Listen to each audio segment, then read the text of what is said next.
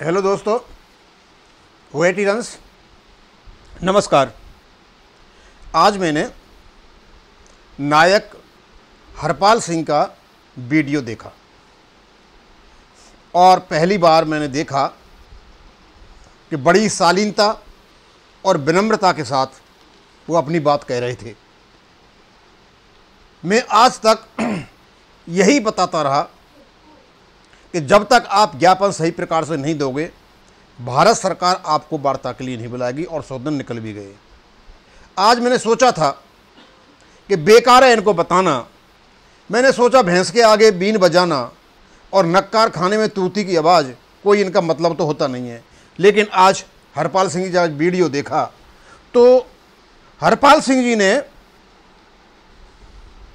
जो कुछ भी कहा और जिस लहजे में कहा, लगता कुछ बदले बदले नजर आए मेहरबान।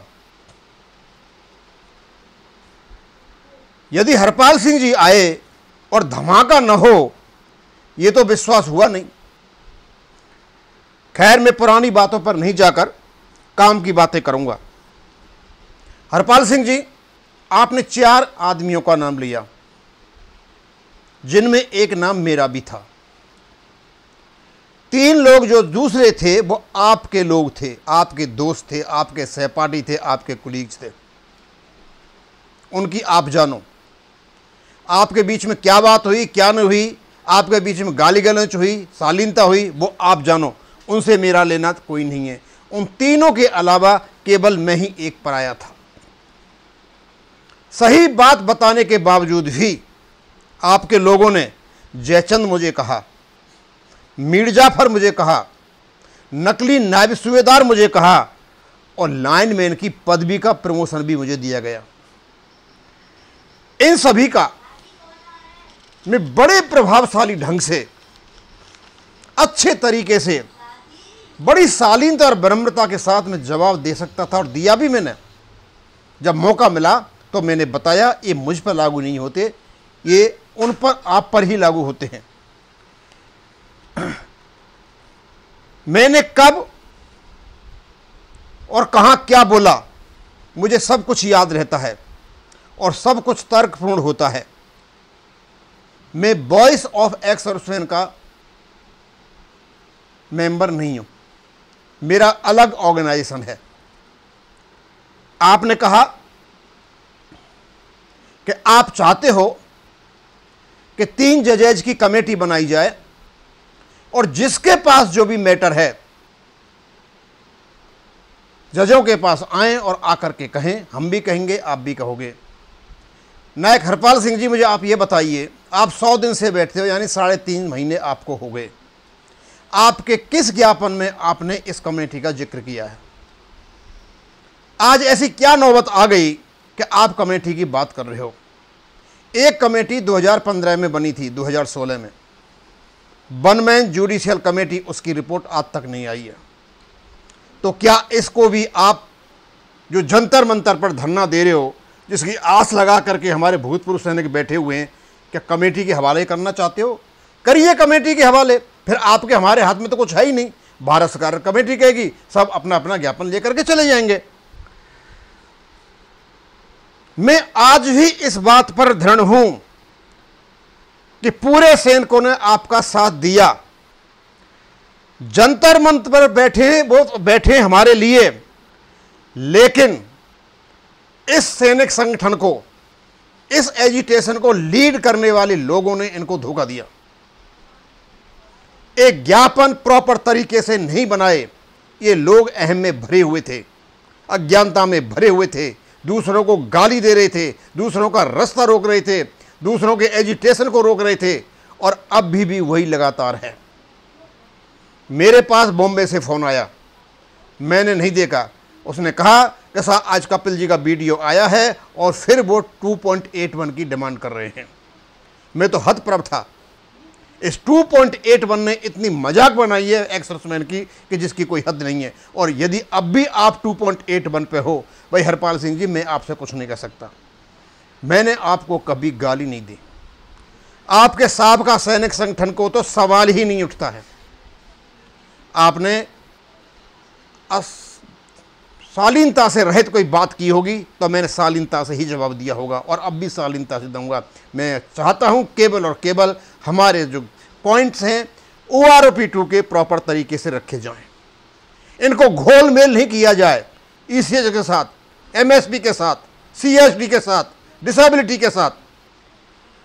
केवल और केवल OROP2 की विसंगतियों के लिए आप बैठे हो, लेकिन अभी तक आपके ज्ञापन में नहीं गया है।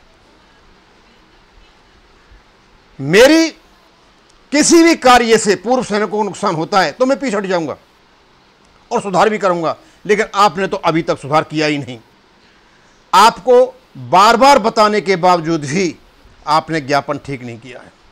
आपका 3 तारीख का ज्ञापन और 30 तारीख का ज्ञापन बदस्तूर है, जिसमें आपने नोशनल मैक्सिमम की मांग की है, जिसमें आप पेंशन कम करा रहे हो और डिसेबिलिटी का एक गलत चार्ट बनाया है। उसके बाद मैंने सुना था वो बॉम्बे वाले ने और बताया कि कपिल जी 75% पेंशन भी मांग रहे हैं। मुझे पता नहीं, मैंने नहीं देखा था, उनकी बातों की बात कह रहा हूं मैं।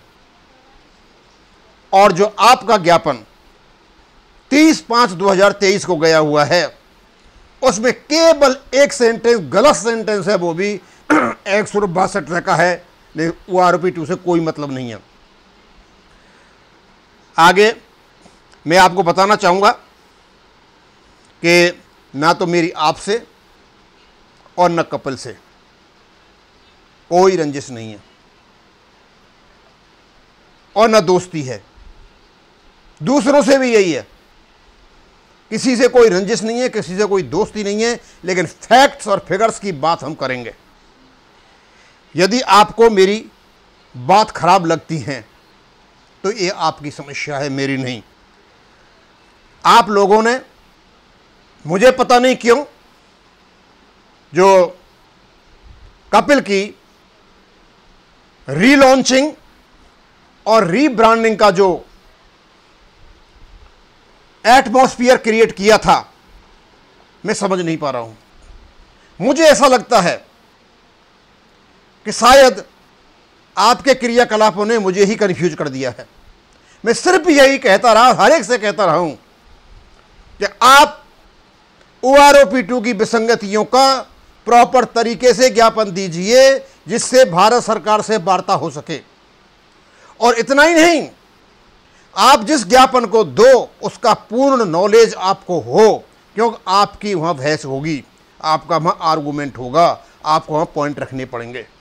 सिर्फ ऐसे ही नहीं कि इधर उधर से लेकर के और रख दिया। और अब पहले तो हम कपिल को शायद कम पढ़ा लिखा मानते थे, अब उसने स्वयं बता दिया है वो काफी पढ़ा लिखा है।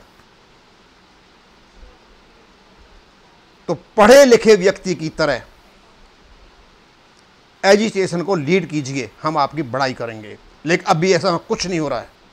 आपके लोग जंतर मंतर अपडेट्स पर आते हैं, जो सुरेंद्र पहलवान जी का है, हम भी वहां पे हैं, और क्या बातें करते हैं वो सब हम तक पहुंच रही हैं। कुछ दिन पहले एक व्यक्ति ने मेरे खिलाफ एक वीडियो बनाया था, मैं जानता भी नहीं था उसको, अब पता चला कि कपिल ने उसको उकसाया था। कपिल ने हमको झूठा बोला, गाली दिलवाई, MSP पर गलत प्रचार किया गया। भाई इनको आप कहां छिपाओगे? फिर भी हो जाता है, कोई बात नहीं है। आप चाहते हो एजिटेशन प्रॉपर से चले, एजिटेशन प्रॉपर तरीके से जब चलेगा जब आप प्रभावशाली तरीके से OROP2 की विसंगतियों का एक ज्ञापन अलग बनाइए और उनसे अदर दूसरी चीज दूसरों को बनाइए। मैं ये नहीं कह रहा हूं कि MSP मुद्दा नहीं है, मैंने नहीं कहा। CSD मुद्दा नहीं है, नहीं कहा। ECH मुद्दा नहीं है, नहीं कहा। क्योंकि ये सारे मुद्दे OROP का सर्कुलर भी नोटिफिकेशन नहीं है, उससे पहले से चले आ रहे हैं और इवन कोर्टों में गए हुए हैं। उन मुद्दों को इस समय उठाना कोई वाजिब नहीं है। लेकिन हम अब भी यही सोचते हैं कि जब यदि आप कमेटी का विचार आपके दिमाग में आ रहा है तो इसका मतलब आपकी थिंकिंग या तो एजिटेशन को खत्म करने की है या फिर विसंगतियों से कोई लेना देना है ही नहीं। इसलिए आप विसंगतियों पर ध्यान नहीं दे रहे हो। अभी 2-4 दिन पहले जो आपस में तू मैं हुई थी, उससे थोड़ा सा आपके एजिटेशन को एनर्जी मिल गई है। वो एनर्जी हमेशा नहीं मिलेगी। आपके ज्ञापन भी खत्म हो चुके हैं और दूसरे जो नाटक बाद में हुए थे वो भी खत्म हो चुके हैं। मेरे समझ में नहीं आता, एक बार तो कहते हो हम सब एक हैं, इज्जत करनी चाहिए, और आपके ही चेयरमैन जंतर मंतर पर गए हुए पूर्व सैनिकों को उपद्रवी कहते हैं, और आपके बागपत के जो प्रेसिडेंट हैं कैप्टन लोकेंद्र सिंह जी, उनको पूतना के पुत्र यानी राक्षस कहते हैं। सर आप ये बताइए, आज जो आप बड़ी शालीनता से और विनम्रता से बोले थे, क्या आपने इन लोगों से परमिशन ली? कहीं से अच्छा अगला नंबर आपका तो नहीं है कि आपको ही धर दिया जाए? क्योंकि जो जो आदमी वहां से इनको सलाह दी कि अच्छा काम करो, उनको ही इन लोगों ने राजनीतिक आदमी बता करके बाहर निकाला है। और जैसा माहौल अभी देश में चला हुआ है, उससे कई प्रकार की संभावनाएं बढ़ जाती हैं। हमारे लोग कोई दूध के धुले नहीं है, हम भी दूध के धुले नहीं है, पता नहीं किस मौके पर कहां बहक जाएं। लेकिन जंतर मंतर पर चला हुआ आंदोलन ये पूर्व सैनिकों का है। यदि हमारे लीडर ही इधर उधर बहक गए तो फिर मामला बेकार हो जाएगा। मैं आपकी जो कुछ बोला आपने उसका सम्मान करता हूं, और मैं कभी भी आपके संगठन को कभी गाली नहीं दी। आपने गलत बोला होगा तो मैंने आपको भी नहीं छोड़ा होगा, कपिल ने बोला होगा, कपिल को भी नहीं छोड़ा होगा, और कपिल भी नहीं छोड़ता है। लेकिन मैं कोशिश यही करता हूं कि मैं आपको गलत नहीं बोलूं। गलत बोलने से कर क्या लूंगा?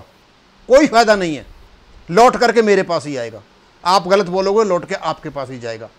लेकिन आपके यहां पर जो कुछ भी हो रहा है, काफ़ी लोग आपको छोड़ के जा चुके हैं। बता दूं, काफ़ी सुगबुगाहट ये है कि प्रॉपर तरीक़ा से, अच्छी तरीके से एजिटेशन को प्रभावशाली ढंग से लीड नहीं किया जा रहा है। मान जाओ तो बहुत अच्छा है, नहीं मान जाओ तो आप जाओ, क्योंकि लीडर का होना बहुत ज़रूरी है। अब ये कोई बहाना नहीं चलेगा कि कपिल कम पढ़ा लिखा है। कपिल भी अपने को सुधारे, दूसरों का सम्मान करना सीखे। सब सम्मान करेंगे, कोई ऐसा नहीं है कि सम्मान नहीं करे। यदि कोई अहमवादी है तो अपने आप ही साइड में हो जाएगा। अंत में मैं आपको पुनः धन्यवाद देना चाहूँगा। नायक हरपाल सिंह जी, आप बहुत दिन में आए, शालीनता से बोले, अच्छे तरीके से बोले, विनम्रता से बोले, लेकिन मुझे नहीं लग रहा था कि हरपाल सिंह जी नहीं बोल रहे हैं। आप बिल्कुल ही बदले बदले थे। अच्छा लगता है, अच्छी भाषा बोले। गुस्सा सबको आता है, हमको भी आता है, आपको भी आता है। कोई गाली दे जाता है तो गुस्से में ही निकलती हैं, लेकिन हम तो फिर भी दबा जाते हैं और शब्दों से ही उनको बताते हैं कि भाई बात ये है।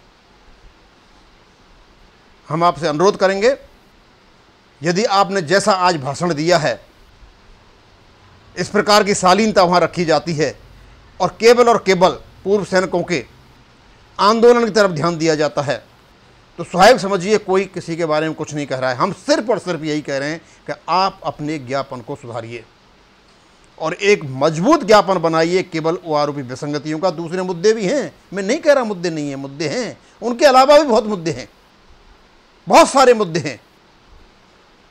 बस मैं यहीं ख़त्म करूँगा। थैंक यू, धन्यवाद।